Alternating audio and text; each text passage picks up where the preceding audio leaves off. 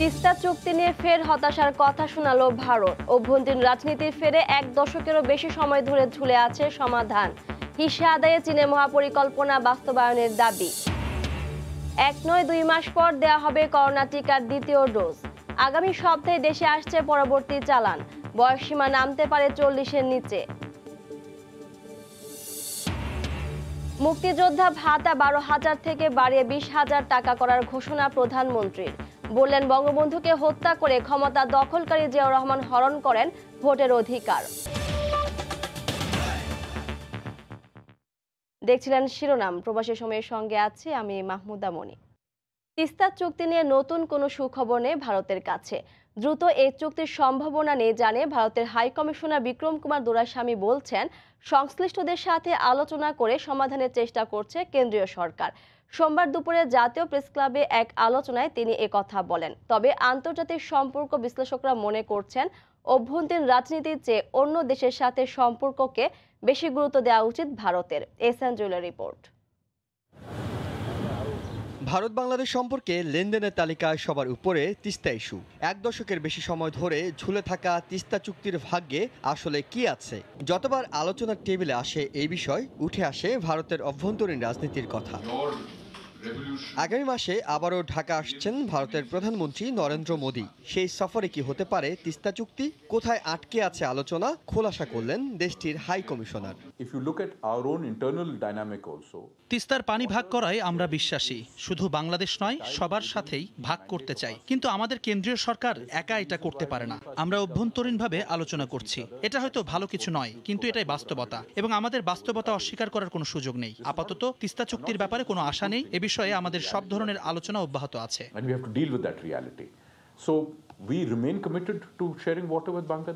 তবে আন্তর্জাতিক সম্পর্ক বিশ্লেষকরা মনে করেন, তিস্তা নিয়ে অভ্যন্তরীণ রাজনীতি সামাল দেওয়ার দায়িত্ব ভারতের।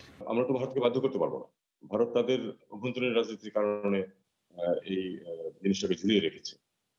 তারা এই অভ্যন্তরীণ রাজনীতি চেয়ে যে একটা দেশের সাথে সম্পর্ক, বিশেষ করে ভারত বাংলাদেশের মধ্যে যেরকম সম্পর্ক বিরাজমান, সেটা অনেক গুরুত্বপূর্ণ, এটা তারা উপলব্ধি করবে আমরা এই আশা করি। কিন্তু খুব বড় কোনো লক্ষণ আমরা এখন পর্যন্ত দেখতে পাচ্ছি না। এর আগে 2015 সালে নরেন্দ্র মোদীর ঢাকা সফরের সময় তিস্তা চুক্তি স্বাক্ষরের সম্ভাবনা দেখা গেলেও শেষ মুহূর্তে সেটি সম্ভব হয়নি। ইহসান জুয়েল, সময় সংবাদ, ঢাকা। তিস্তার পানি বন্টন চুক্তি নিয়ে উত্তরের মানুষের হতাশা এখন চরমে। কৃষকের শুধু নয়, পানির অভাবে প্রকৃতি ও জীববৈচিত্র্যের উপর যে প্রভাব পড়েছে তা থেকে অঞ্চলটিকে রক্ষায় দ্রুত পদক্ষেপের দাবি উঠেছে সব মহলে। সমস্যা সমাধানে চীনের প্রস্তাবিত 8,000 কোটি টাকার তিস্তার সমন্বিত মহাপরিকল্পনাকে সমাধান মনে করেন পানি উন্নয়ন বোর্ড। রতন সরকার রিপোর্ট, ছবি তুলেছেন শাকিল মাহমুদ। গেল বর্ষায় 5 দফার বন্যায় বিপন্ন জনপদে বোরো আবাদ করে ঘুরে দাঁড়াবার যখন আপ্রাণ চেষ্টা চালাচ্ছে কৃষক, তখন তিস্তা নদীতে পানি প্রবাহ শূন্যের কোটায়। মরা তিস্তায় ধুধু তপ্ত বালিতে শুধু কৃষক নয়, ক্ষুব্ধ জেলে মাঝিরাও। আমরা এই সময় পানি চাই, ভারত আমাদেরকে এই সময় পানি দেবে না। ওনারা যে সময় আমাদের দরকার হয় না পানির, সে সময় ওনারা রাতারাতি পানি ছেড়ে দেয়। এখানে কোনো পানি নেই, আবার এখানে পানি থাকলে এই পানি দিয়ে স্কিম ধান আবাদ হইতো। পানি না থাকলে আবাদ হবে কোথেকে? আবাদ না হলে মানুষ বাঁচবে কিভাবে? অভিন্ন নদীর পানিতে ভাটির মানুষের ন্যায্য অধিকার আদায়ে দ্রুত পদক্ষেপ নেয়ার আহ্বান সংশ্লিষ্টদের। চীনের প্রস্তাবিত তিস্তা মহাপরিকল্পনা বাস্তবায়ন শুরুর তাগিদ দেন তারা। খরাকালে আমাদের এই অঞ্চলে 1 কিউসেক পানি আসতেছে না, সব পানি একতরফা প্রত্যাহার করা হচ্ছে। খরাকালে এই অঞ্চলে তিস্তা মরুভূমিতে পরিণত হয়ে যাচ্ছে। তিস্তা নদী না বাঁচলে উত্তরাঞ্চলের 2 কোটি মানুষের সেটা জীবন মরণ সমস্যা। সেজন্য আমরা মনে করি যে মাননীয় প্রধানমন্ত্রী যেই মহাপরিকল্পনা গ্রহণ করছেন, সেই নদীবান্ধব মহাপরিকল্পনাকেও এগিয়ে নিতে হবে। সমস্যার সমাধানেই চীনের প্রস্তাবিত তিস্তা সমন্বিত মহাপরিকল্পনা বলে মনে করেন উত্তরের পানি উন্নয়ন বোর্ডের শীর্ষ এই প্রকৌশলী। ঊর্ধ্বতন কর্তৃপক্ষ এ ব্যাপারে যথাযথ পদক্ষেপ নিচ্ছে এবং আমাদের নীতি নির্ধারকও যাতে আমাদের এই প্রকল্পের উন্নয়নে যথেষ্ট ভূমিকা রাখছে এবং আশা করছি যে এর একটা সার্থক বাস্তবায়ন হবে। তিস্তা নিয়ে চীনা একটি প্রতিষ্ঠানের 8,000 কোটি টাকার প্রস্তাবিত প্রকল্পে রয়েছে রিজার্ভার তৈরি, ভাঙন রোধ, জমি উদ্ধার করে অর্থনৈতিক জোন, স্যাটেলাইট টাউন তৈরি সহ প্রযুক্তি নির্ভর আধুনিক কৃষি ব্যবস্থা গড়ার পরিকল্পনা। রতন সরকার, সময় সংবাদ, রংপুর। 1-9-2 মাস পর দেওয়া হবে করোনা টিকার দ্বিতীয় ডোজ। একথা জানিয়ে স্বাস্থ্য অধিদপ্তরের মহাপরিচালক বললেন, করোনা ভ্যাকসিন গ্রহীতার বয়সসীমা 40-এর নিচে নামিয়ে আনার পরিকল্পনা চলছে। এ পর্যন্ত ভ্যাকসিনের প্রথম ডোজ নিয়েছেন 11,32,000 মানুষ। এদিকে আগামী সপ্তাহে ভারত থেকে আসছে কোভিড টিকার দ্বিতীয় চালান। সোমবার টিকা নেওয়ার পর এ কথা জানান বেক্সিমকো ফার্মার ব্যবস্থাপনা পরিচালক নাজমুল হাসান পাপন। খুদে বার্তা আর টিকা কার্ডের তথ্য মিলিয়ে কেন্দ্রে প্রবেশ করছেন করোনার টিকা প্রত্যাশীরা। গণহারে ভ্যাকসিন প্রয়োগের 8ম দিনেও উৎসবমুখর পরিবেশে চলে টিকাদান। বরাবরের মতো ব্যবস্থাপনা নিয়ে সন্তুষ্টি দেখা যায় টিকা গ্রহীতাদের মধ্যে। তবে নিবন্ধনের সপ্তাহখানেক পেরিয়ে গেলেও SMS না পাওয়ার অভিযোগ ছিল এদিনও। 9 তারিখে রেজিস্ট্রেশন করছি আর কি, কিন্তু তারপরে ডেটের জন্য তো আরেকটা SMS আসবে, ওটা আসেনি এখন পর্যন্ত। ওনারা বললেন যে একটা কাগজটা জমা দিতে, হয়তো বা 2-1 দিন পরে ডেট দেবেন আর কি। এত সুন্দর ব্যবস্থাপনা আমি তো বুঝতেই পারি না যখন আমাকে পুশ করলো। এতদিন তো অপেক্ষা করেছিলাম এটার জন্য, এখন নিয়ে আর ভবিষ্যতে যাতে না হয়। সোমবার বঙ্গবন্ধু শেখ মুজিব মেডিকেল বিশ্ববিদ্যালয় কেন্দ্রে টিকা নেন বঙ্গবন্ধুর চাচাতো ভাই শেখ কবির হোসেন সহ তার পরিবারের 24 সদস্য। রাজারবাগ কেন্দ্রীয় পুলিশ হাসপাতালে টিকা নিয়েছেন স্বরাষ্ট্রমন্ত্রী আসাদুজ্জামান খান কামাল, পুলিশের মহাপরিদর্শক সহ মন্ত্রণালয় ও বাহিনীর ঊর্ধ্বতন কর্মকর্তারা। এদিকে রাজধানীর কর্মীটোলা জেনারেল হাসপাতালে টিকা নেওয়ার পর বেক্সিমকো ফার্মার ব্যবস্থাপনা পরিচালক নাজমুল হাসান পাপন জানান, আগামী সোমবার দেশে আসছে টিকার পরবর্তী চালান। এখন একটু কম আসবে, এক্স্যাক্ট পরিমাণটা বলতে পারছি না, তবে 20-30 লাখের মতো আসবে। আমাদের ডিমান্ডের উপরে নির্ভর করবে। এদিকে টিকার দ্বিতীয় ডোজ দেওয়ার সময়সীমায় আবারও পরিবর্তন আনার সিদ্ধান্ত নিলেন নীতি নির্ধারকরা। স্বাস্থ্য অধিদপ্তরের মহাপরিচালক জানান, 4-9-8 সপ্তাহ পর দেওয়া হবে দ্বিতীয় ডোজ। 8 থেকে 12 সপ্তাহের রিকমেন্ডেশন আছে, তো সেই ক্ষেত্রে আমরা 8 সপ্তাহটাকে বেছে নিচ্ছি। এই জন্য বেছে নিচ্ছি যে এটা আমাদের ভ্যাকসিন ডিপ্লয়মেন্ট প্ল্যানকে কার্যকরী করতে সুবিধা হবে। এছাড়া নিবন্ধনের বয়সসীমাও নামিয়ে আনা হবে 40-এর নিচে। যারা উদ্দিষ্ট জনগোষ্ঠী তাদের সবাইকে যদি আমরা এই আওতায় আনতে চাই, আমাদেরকে কমাতে হবে এটা।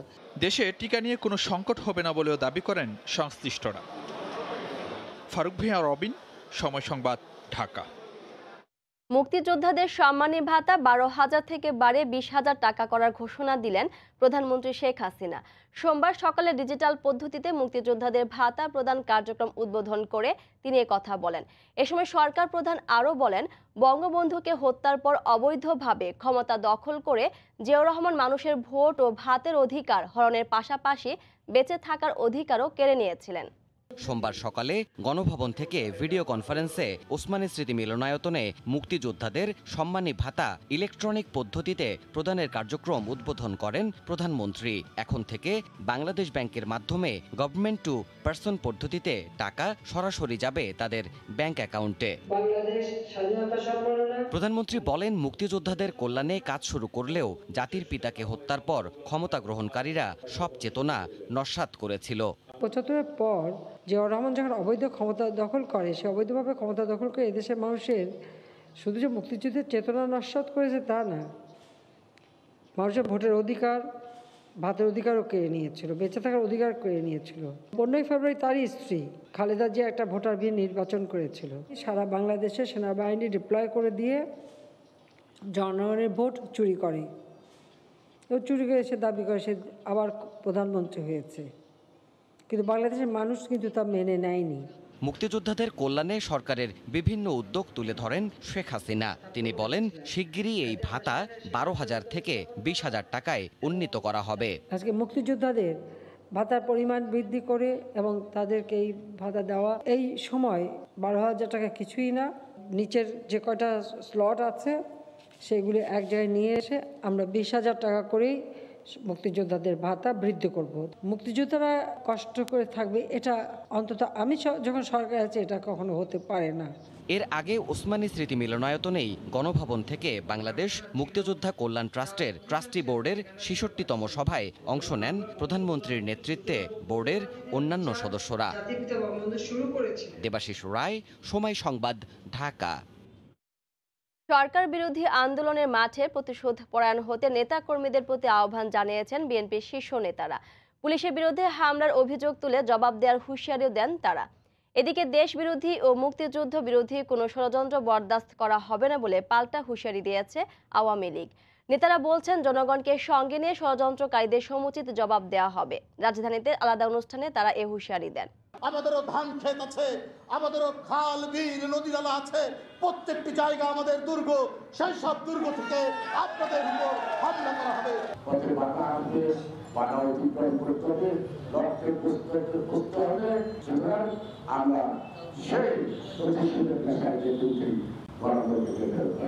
দেশ বিরোধী কোনো ষড়যন্ত্র, মুক্তিযুদ্ধ বিরোধী কোনো চক্রান্ত বাংলাদেশ বরদাস্ত করবে না এবং জনগণকে সাথে নিয়ে আমরা তার দাঁত ভাঙ্গা জবাব দিতে প্রস্তুত।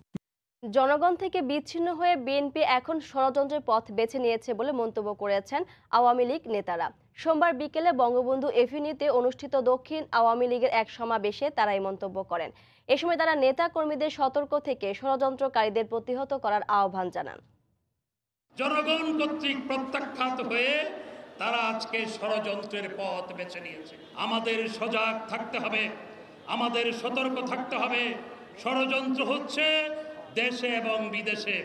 ওই আল জাজিরার রিপোর্ট ষড়যন্ত্রের অংশ। নির্বাচনী ব্যবস্থাকে ধ্বংস করেছিল যারা ভোটারবিহীন নির্বাচন শুধু করেনি, যারা 1,20,00,000 ভুয়া ভোটার সম্বলিত ভোটার তালিকা করেছিল, তাদের মুখে আজকে আর যাই হোক গণতন্ত্রের এই মায়া কান্না শোভা পায় না। এই জিয়াউর রহমান বঙ্গবন্ধু হত্যাকারীদের পুরস্কৃত করেছিল, বিভিন্ন দূতাবাসে চাকরি দিয়েছে, পদোন্নতি দিয়েছে।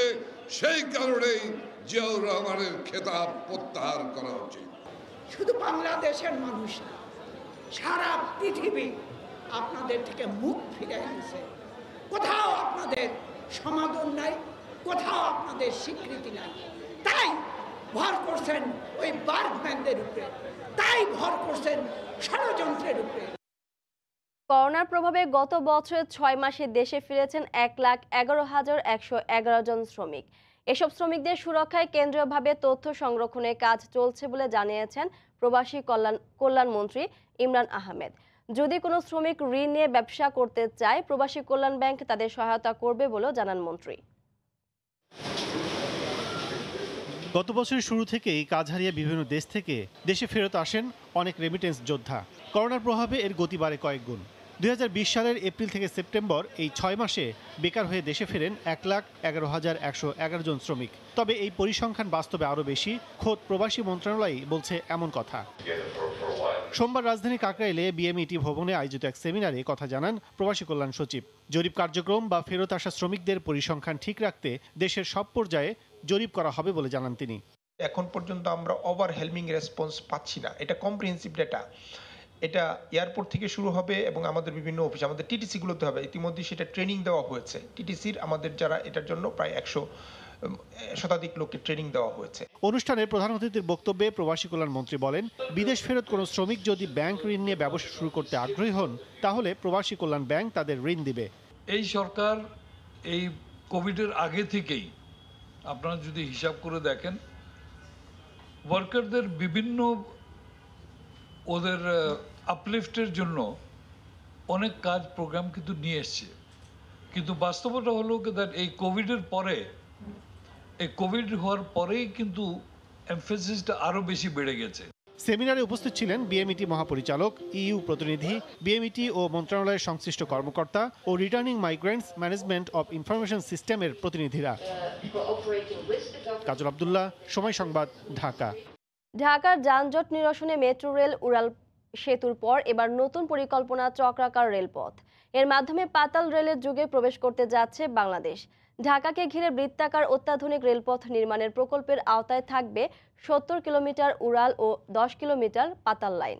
ইতোমধ্যে শেষ হয়েছে সম্ভাব্যতা যাচাই সমীক্ষা। বাস্তবায়ন হলে ঢাকা শহরের যানজট নিরসনের আশা রেলমন্ত্রীর। নাজমুল সালিহের প্রতিবেদন। যানজটে নাকাল রাজধানীবাসী। দীর্ঘদিনের এই সমস্যা সমাধানে নানামুখী প্রচেষ্টার শেষ নাই। তার সাথে এবার যুক্ত হচ্ছে বাংলাদেশ রেলওয়ে। ঢাকার চারপাশে বৃত্তাকারে উড়াল রেলপথ নির্মাণের পরিকল্পনা নিয়েছে বাংলাদেশ রেলওয়ে। ঢাকার চারপাশকে বেষ্টন করে বৃত্তাকারে 70 কিলোমিটার উড়াল রেলপথ নির্মাণ করা হবে। রেলপথটি টঙ্গী থেকে গাবতলী হয়ে কামরাঙ্গীর চর, নারায়ণগঞ্জের চাষাড়া পূর্বাচল সড়ক হয়ে পুনরায় টঙ্গীকে সংযুক্ত করবে। নির্মাণ করা হবে 21টি উড়াল স্টেশন। জমি সংকটের কারণে প্রায় 10 কিলোমিটার লাইন হবে, মাটির নিচে থাকবে 3টি পাতাল স্টেশনও। এই প্রকল্পের মাধ্যমে ঢাকা শহরের চতুর্দিকে প্রত্যেকটা রুটের মেট্রো, সাবওয়েজ এবং অন্যান্য মোডের সাথে একটা সমন্বিত ট্রান্সফার ফ্যাসিলিটিস তৈরি করা হবে। স্টেশনগুলো নৌপথ, মেট্রো রেল ও সড়কপথকে সংযুক্ত করবে। এর ডিপো হবে ডেমরায়। উত্তরা আর কামরাঙ্গীর চরে হবে বৈদ্যুতিক sub station. Dual gauge double লাইনের এই পথে ট্রেন চলবে বিদ্যুতে, যার গতি হবে 120 কিলোমিটার। প্রকল্পের সম্ভাব্য ব্যয় ধরা হয়েছে 70,000 কোটি টাকা। দক্ষিণ কোরিয়ার সঙ্গে ইতিমধ্যেই আমাদের পিপিপি যে অথরিটি আছে তাদের মধ্যে একটি এমএমও হয়েছে, এবং এটা যদি আমাদের পাবলিক প্রাইভেট পার্টনারশিপের মাধ্যমে হয় সেভাবেও এটা হতে পারে। 4 থেকে 5 বছর সময় লাগবে এটা বাস্তবায়নের জন্য। আগামী বছর পুরোদমে কাজ শুরুর লক্ষ্যে এগোচ্ছেন জানিয়ে মন্ত্রী বলছেন, এই প্রকল্পের মাধ্যমে দূর হবে ঢাকা শহরের যানজট। আমাদের দেশ অনেক বেশি এগিয়ে যাবে। 2022 সালে কাজ শুরু হলে 2028 সালে প্রকল্পটি সমাপ্ত হবে বলে আশা রেলমন্ত্রীর। নাজমুস সালেহী, সময় সংবাদ, ঢাকা। সমরের শান্তিতে সন্ধানী দৃষ্টিতে স্লোগানে যাত্রা করল বরিশাল রাডার ইউনিট। বঙ্গভবন থেকে বিমান বাহিনী নতুন রাডার উদ্বোধন করে রাষ্ট্রপতি মোহাম্মদ আব্দুল হামিদ বলেন, রাডার স্থাপনের মাধ্যমে দেশের আকাশ সীমা নিরাপত্তায় আরও এক ধাপ এগুলো বিমান বাহিনী। তোহা খান তামিমের রিপোর্ট, ছবি তুলেছেন মিজানুর রহমান। সমুদ্র সীমার আকাশ প্রতিরক্ষা, অর্থনৈতিক কর্মকাণ্ডের নিরাপত্তা বিধান, প্রাকৃতিক দুর্যোগে উদ্ধার কাজ, জাতীয় স্বার্থ রক্ষা সহ আকাশসীমা পর্যবেক্ষণ ব্যবস্থা দক্ষিণাঞ্চলে এতদিন ছিল অপ্রতুল। নতুন রাডার ইউনিট উদ্বোধনের ফলে সেই শূন্যতা এবার পূরণ হলো। সোমবার বঙ্গভবন থেকে রাষ্ট্রপতি মোহাম্মদ আব্দুল হামিদ ভিডিও কনফারেন্সে যুক্ত হয়ে বরিশাল সদরের রহমতপুরে স্থাপিত নতুন রাডার ইউনিট উদ্বোধন করেন। অনুষ্ঠানে উপস্থিত ছিলেন বিমান বাহিনী প্রধান air chief marshal Masihuzzaman Serniabat ও বরিশাল সিটি কর্পোরেশনের মেয়র সাদিক আব্দুল্লাহ। ইতালির সরবরাহ করা RAT 31 DL একটি সলিড স্টেট কম্পিউটারাইজড রাডার, যা নিজ আকাশসীমার অভ্যন্তরে যে কোনো আবহাওয়ায় উড়ন্ত বস্তু শনাক্তে সক্ষম। সশস্ত্র বাহিনীকে একবিংশ শতাব্দীর চ্যালেঞ্জ মোকাবেলায় সক্ষম করে তোলার জন্য বর্তমান সরকার কার্যকর পরিকল্পনা গ্রহণ করেছে। জাতির পিতার প্রণীত প্রতিরক্ষা নীতির আলোকে প্রণয়ন করা হয়েছে ফোর্সেস গোল 2030, যা পর্যায়ক্রমে বাস্তবায়ন করা হচ্ছে। একই অনুষ্ঠানে রাজধানী ঢাকাতে হেলিকপ্টার সিমুলেটর ট্রেনিং ইনস্টিটিউটের উদ্বোধন করেন রাষ্ট্রপতি। সংশ্লিষ্টরা বলছেন, দেশের আকাশসীমার নিরাপত্তা নিশ্চিতকল্পে এই রাডার স্থাপন দক্ষিণাঞ্চল সহ দেশের আকাশ প্রতিরক্ষা ব্যবস্থাকে আরও শক্তিশালী করবে, সেই সাথে সুসংহত করবে বাংলাদেশ বিমান বাহিনীকে। তোহা খান তামিম, সময় সংবাদ, বরিশাল। সরকারি কেনাকাটার দায়িত্ব বেসরকারি প্রতিষ্ঠানের হাতে গেলে বেড়ে যায় খরচ। এবার তাই টিকিট, লিফলেট আর দাপ্তরিক নথি সবই বিমান ছাপাবে নিজের কারখানাতেই। প্রতিষ্ঠানটি মনে করছে এতে শুধু অপচয় বন্ধ নয়, কাটবে আর্থিক ক্ষতির বদনামও। আধুনিকায়নের পর ছাপাখানায় অত্যাধুনিক যন্ত্রপাতি সংযোজন করে একথা বলেন বিমানের ব্যবস্থাপনা পরিচালক। এ সময় প্রতিমন্ত্রী বলেন, এপ্রিলের মধ্যে ঢাকা টরন্টো ফ্লাইট চালুর সঙ্গে সুসংবাদ আসবে নিউ ইয়র্ক ফ্লাইট নিয়েও। জুবাইর ফয়সালের রিপোর্ট। শিল্প কারখানায় প্রয়োজন পড়ে এমন অত্যাধুনিক যন্ত্রপাতি তৈরিতে বেশ সুনাম রয়েছে জার্মানির। যদিও এসব ক্ষেত্রে বাংলাদেশ অনেকটাই নির্ভর করে চীনের ওপর। এবার সেখানে পরিবর্তন আনলো বিমান বাংলাদেশ এয়ারলাইন্স। এসব মেশিনের সবগুলোই বিমান এনেছে জার্মানির হাইডেলবার্গ থেকে। বিভিন্ন ধরনের প্রাতিষ্ঠানিক প্রিন্টিং আর তৃতীয় প্রজন্মের চাহিদা অনুযায়ী দৃষ্টিনন্দন ও মানসম্পন্ন টিকিট ছাপবে এই যন্ত্রগুলো। যন্ত্রপাতি সংযোজনের সঙ্গে কোটি টাকা ব্যয়ে ছাপাখানার আধুনিকায়ন করেছে রাষ্ট্রীয় পতাকাবাহী সংস্থাটি। এখান থেকে G2G ভিত্তিতে কোনো ঝামেলা ছাড়াই ছাপার কাজ করিয়ে নিতে পারবেন সরকারি অন্য প্রতিষ্ঠানগুলো। বিমানের এমডি মনে করছেন, এতে কমবে সরকারি অর্থের অপচয়। সরকারি দপ্তর সংস্থা এই ধরনের কাজ করতে গেলে প্রকিউরমেন্ট অ্যাক্ট অনুযায়ী কিছু প্রসিজিওর লাগে, কিন্তু বিমান রাষ্ট্রীয় মালিকানাধীন কোম্পানি হওয়ার কারণে সহজে সেই সেবাটি নিতে পারবেন। অন্যান্য বাণিজ্যিক প্রতিষ্ঠান যে মানের সেবা দিতে যে মূল্য দিতে হয় তার চেয়ে আমাদের এটিতে সাশ্রয়ী মূল্যে আমরা সেই সেবা দিতে পারছি। কারওয়ান বাজারে বিমানের ছাপাখানায় নতুন যন্ত্রপাতি সংযোজন কার্যক্রম উদ্বোধনের পর বিমান প্রতিমন্ত্রী বলছেন, যাত্রী সেবা নিশ্চিতে সহ্য করা হবে না কর্মকর্তাদের কোনো গাফিলতি। এপ্রিলের মধ্যেই আমরা ঢাকা টরন্টো সরাসরি ফ্লাইট চালু অপারেট করার ক্ষেত্রে আমাদের প্রস্তুতি পুরোপুরি রয়েছে। টোকিওতে আমাদের ফ্লাইট ঢাকা থেকে সরাসরি চালু হবে। চেন্নাই এবং নতুন নতুন গন্তব্যের দিকেও আমরা লক্ষ্য রাখছি। সেবার মান কোনো দিক দিয়ে যাতে নিম্নগতির দিকে না যায়। যদি কারো বিরুদ্ধে এই ধরনের কোনো অভিযোগ পাওয়া যায়, আমরা কোনো ব্যাপারে সেবার মান রক্ষার ক্ষেত্রে আমরা কোনো ধরনের আপোষ করব না। অনুষ্ঠানে বিমানের নেতিবাচক ইমেজ দূর করতে সম্পদের সর্বোচ্চ ব্যবহার নিশ্চিতে কৌশল নির্ধারণের তাগিদ দেয় প্রতিষ্ঠানটির পরিচালনা বোর্ড। জুবায়ের ফয়সাল। কোটি টাকার প্রকল্প ঢালা হয়েছে নদীর জেগে ওঠা চরে। গুচ্ছগ্রাম নির্মাণের নামে অর্থ লোপাটের এই প্রকল্পটি নওগাঁর বদলগাছের ছোট যমুনা নদীর চরে। নির্মাণের বছর না পেরোতে বেশিরভাগ টিনের ঘর ধসে পড়েছে। স্থানীয় জনপ্রতিনিধিদের দাবি, অস্বচ্ছ প্রক্রিয়ায় নদীর জেগে ওঠা চরকে খাস সম্পত্তি দেখিয়ে এ প্রকল্প করা হয়েছে। তবে সংশ্লিষ্ট দপ্তর বলছে, ভেঙে যাওয়া ঘরগুলো সংস্কার করে বসবাস উপযোগী করা হবে। নওগাঁ থেকে এমআর রকের রিপোর্ট। নওগাঁর বদলগাছির নালুকাবাড়ি এলাকায় ছোট যমুনা নদীর মাঝখানে জেগে ওঠা চরে টিনের চালা ঘরের নতুন রাজ্য গড়ে তোলা হয় আশ্রয়হীন অসহায় মানুষের জন্য। টিনের চালার ৪৮টি ঘর নির্মাণের জন্য বরাদ্দ কোটি টাকার উপরে। ভূমি মন্ত্রণালয়ের অধীনে বদলগাছি প্রকল্প বাস্তবায়ন অফিস ২০১৮-১৯ অর্থ বছরের ঘর নির্মাণ শেষ করে ৪৮টি পরিবারের মাঝে এসব ঘর বুঝিয়ে দেয়। বেশিরভাগ টিনের চালাগুলো আজ অকার্যকরভাবে পড়ে রয়েছে এভাবেই। ৪৮ পরিবারের মধ্যে ৩৫টি পরিবার ছেড়ে যায় এই আবাসপল্লী। আর যাওয়ার জায়গা না থাকায় আঁকড়ে থাকা 10টি পরিবার রয়েছে অন্তহীন সমস্যায়। কোনো রাস্তা নাই, ঘাট নাই, টিউবওয়েলের ব্যবস্থা নাই, টিন ফাঁক, বাতাস, কোনো জায়গায় টিন ঠিক মতন পরিষ্কার করে সাইড করা নাই। আশা করছি আমাদের ঘর দিবে, ভালো করে দিবে, কিন্তু এমন ঘর করেছে এখানে আসা আরো কষ্টকর। অস্বচ্ছ প্রক্রিয়ায় নদীর জেগে ওঠা চরকে খাস সম্পত্তি দেখিয়ে এ প্রকল্প করা হয়েছে বলে দাবি স্থানীয় জনপ্রতিনিধিদের। মাটিটা ভরাট হয়েছে যে গুচ্ছগ্রামে, ওটা ভরাট মনে করেন যে আরো মিনিমাম ৭-৮ ফিট উঁচু করা লাগতো। বর্তমান যে যদি আগের যে বন্যা হতো, ওই বন্যা যদি হয় একটা মানুষও থাকতে পারবে না। নিজেদের গায়ে কোনো অপবাদ নিতে রাজি নন প্রকল্প কর্মকর্তারা। ডিপার্টমেন্ট ফিজিবিলিটি স্টাডি করে তারপরে কাজটা করেছে। রক্ষণাবেক্ষণের দায়িত্ব তারা কিছু করবে না, সবই কি সরকার ওখানে তাদেরকে করে দিবে? দ্রুত উপজেলা প্রশাসন থেকে এটা পরিদর্শন করে প্রয়োজনীয় ব্যবস্থা গ্রহণ করব। প্রকল্প বাস্তবায়ন অফিস জানায় ১,১০,০০,০০০ টাকার গুচ্ছগ্রাম নামের এ প্রকল্পে ঘর প্রতি বরাদ্দ ১,৫৭,০০০ টাকা আর মাটি ভরাট কাজে ২১১ মেট্রিক টন চাল বরাদ্দ দেওয়া হয়। এমআর রকি, সময় সংবাদ, নওগাঁ। যুক্তরাষ্ট্র জুড়ে ভারী তুষারপাত অব্যাহত রয়েছে, সেই সঙ্গে অব্যাহত রয়েছে তীব্র তুষারঝড়। পরিস্থিতির সবচেয়ে বেশি অবনতি হয়েছে ভার্জিনিয়া, মিসৌরি এবং টেক্সাস অঙ্গরাজ্যে। এছাড়া অব্যাহত তুষারপাতে বিপর্যস্ত অরেগন, নিউ অরলিন্স এবং ওয়াশিংটনও। এছাড়াও ভারী তুষারপাত ও প্রতিকূল আবহাওয়ায় বিপর্যস্ত হয়ে পড়েছে রাশিয়া, গ্রিস সহ ইউরোপের কয়েকটি দেশের জনজীবন। তীব্র তুষারপাত আর প্রচণ্ড ঠান্ডায় কাঁপছে গোটা যুক্তরাষ্ট্র। অরেগন থেকে টেক্সাস হয়ে নিউ অরলিন্স আর পূর্বে ওয়াশিংটন। প্রতিকূল আবহাওয়ায় বিপর্যস্ত এসব অঞ্চলের জনজীবন।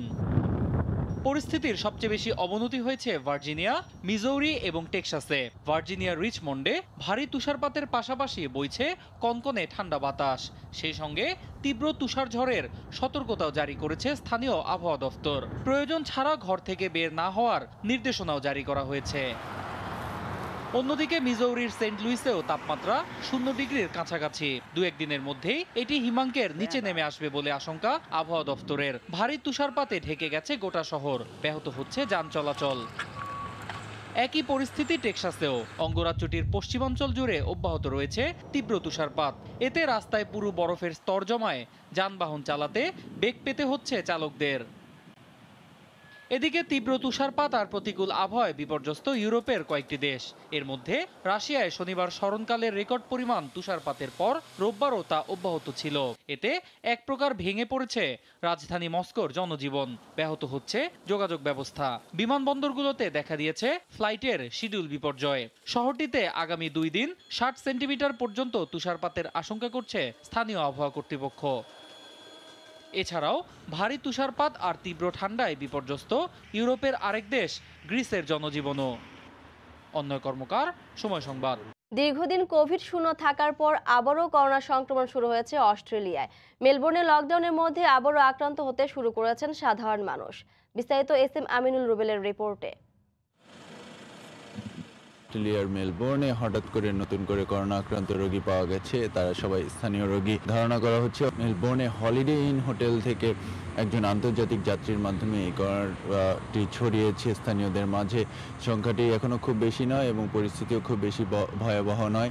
তারপরেও কিন্তু মেলবোর্নের যে প্রিমিয়ার, ভিক্টোরিয়া প্রিমিয়ার তিনি অ্যান্ড্রিউস, তিনি কিন্তু 5 দিনের লকডাউনে চলে যেতে বলেছে মেলবোর্নবাসীকে এবং এটি তিনি জানিয়েছেন যে এটি অব্যাহত থাকতে পারে, কিন্তু সেটি লকডাউন কিন্তু আরও বাড়তেও পারে। সেটি ডিপেন্ড করছে যে আগামী 2 দিন মেলবোর্নের করোনা পরিস্থিতি কোন দিকে যায়।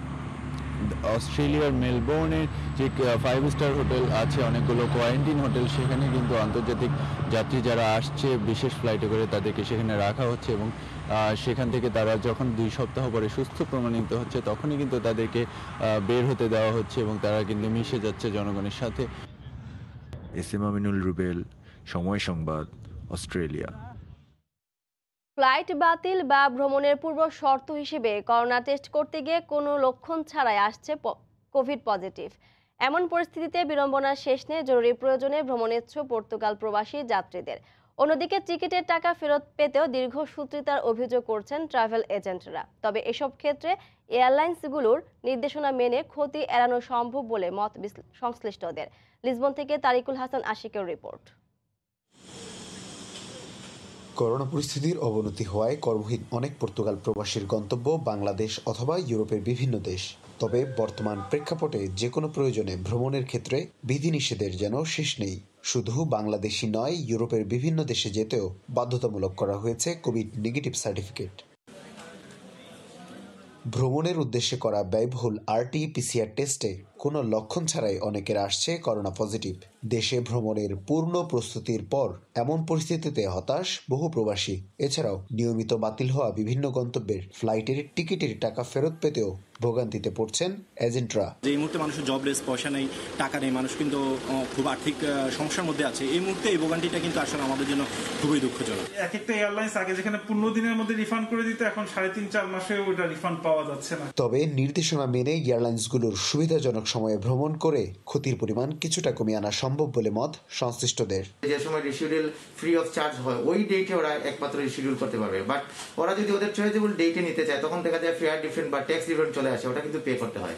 তবে বিভিন্ন দেশের দেয়া বিধিনিষেধে যাত্রী স্বল্পতায় বিপুল অঙ্কের আর্থিক ক্ষতির মুখেও ফ্লাইট পরিচালনা করছে বিভিন্ন উড়োজাহাজ সংস্থা। একে তো কর্মহীন, দ্বিতীয়ত দেশে ফিরতেও ভোগান্তির শেষ নেই প্রবাসীদের।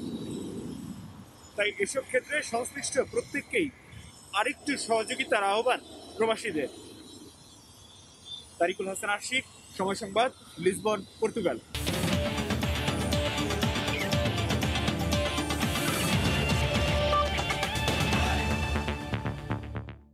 ওয়েস্ট ইন্ডিজের বিপক্ষে টেস্ট সিরিজের সতীর্থদের পারফরমেন্সে হতাশ টাইগারদের বিশ্বসেরা অলরাউন্ডার সাকিব আল হাসান।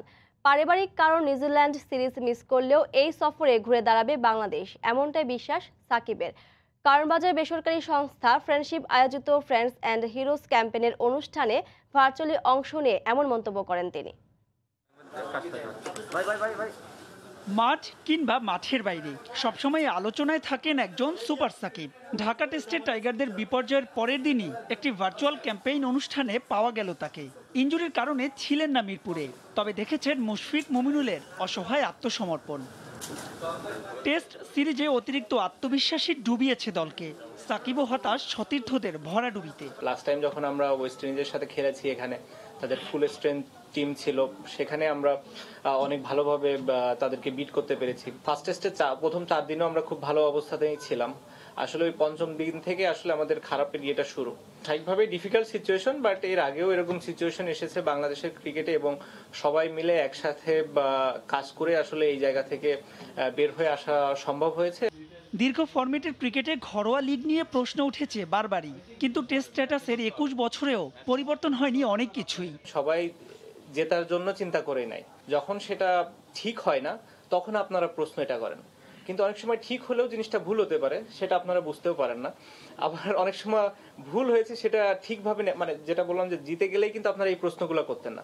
থার্ড বাচ্চা এক্সপেক্টিং, সেটা নিয়ে আমি অবশ্যই excited. At the same time এরকম একটা সিচুয়েশনে ওয়াইফের পাশে থাকা আমার কাছে মনে হয় খুব বেশি ইম্পর্টেন্ট। নিউজিল্যান্ড সফরে সাকিবের সার্ভিস মিস করলেও শ্রীলঙ্কা সিরিজে জাতীয় দলের সঙ্গে যোগ দেওয়ার প্রতিশ্রুতি বাংলার এই বিশ্বসেরার। মাহবুব রিমন, সময় সংবাদ, ঢাকা। এ পর্যায়ে শীর্ষ সংবাদ জানিয়ে দিচ্ছি আরেকবার। তিস্তা চুক্তি নিয়ে ফের হতাশার কথা শোনালো ভারত। অভ্যন্তরীণ রাজনীতি ফেরে 1 দশকেরও বেশি সময় ধরে ঝুলে আছে সমাধান। হিসা আদায়ে চীনের মহাপরিকল্পনা বাস্তবায়নের দাবি। 1 নয় 2 মাস পর দেয়া হবে করোনা টিকার দ্বিতীয় ডোজ। আগামী সপ্তাহে দেশে আসছে পরবর্তী চালান। বয়সসীমা নামতে পারে 40-এর নিচে। এবং মুক্তিযোদ্ধা ভাতা 12,000 থেকে বাড়িয়ে 20,000 টাকা করার ঘোষণা প্রধানমন্ত্রীর। বললেন, বঙ্গবন্ধুকে হত্যা করে ক্ষমতা দখলকারী জিয়াউর রহমান হরণ করেন ভোটের অধিকার। এ ছিল প্রবাসের সময়, সঙ্গে থাকুন সময়।